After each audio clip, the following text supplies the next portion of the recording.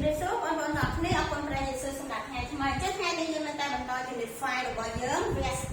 the ball ហើយអ្វីដែលអ្នកគ្រូបង្រៀនបងប្អូននៅថ្ងៃនេះគឺនៅក្នុង Lesson 4 ដែលនិយាយអំពី for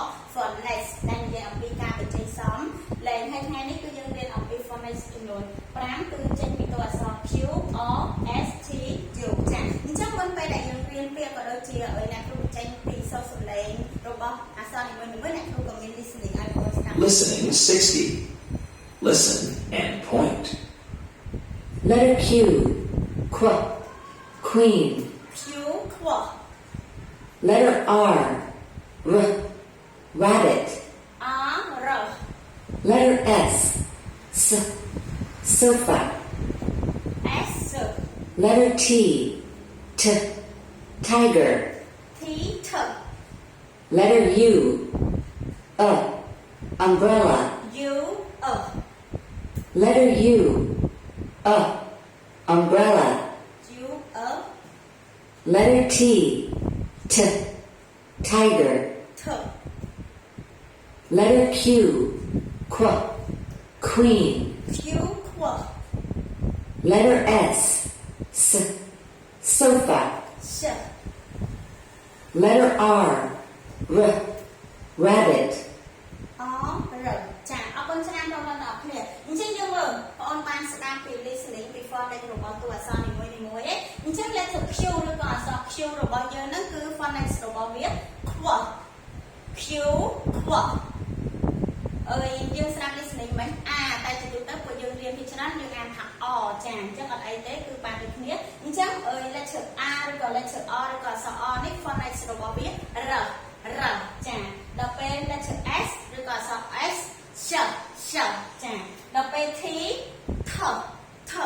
ដល់ពេល U ចាអញ្ចឹងអានសូហ្នឹងគេហៅថាជា phonics អាចយកបញ្ចេញទៅទុយណាម្ដងទៀត again Q phonics របស់វា quack ចា quack R phonics របស់វា R S phonics របស់វា sh T phonics របស់វា th ដល់ពេល U phonics របស់វា ចាអញ្ចឹងយើងមើលពាក្យបន្ទាប់ពីយើងរៀនអំពី phonics ឥឡូវយើងយកពាក្យនីមួយៗចេញពីតួអក្សរទាំង5អញ្ចឹងយើងបានពាក្យថា queen quack phonics របស់វា quack យើងបានពាក្យថា queen quack queen ចាដល់ពេល R phonics R យើងបានពាក្យថា rabbit ចាដល់ពេល sh អក្សរ S phonics របស់វា sh យើងបានពាក្យថា sofaដល់ពេល T tiger ចា T tiger U umbrella ចា umbrella បានពាក្យថា umbrella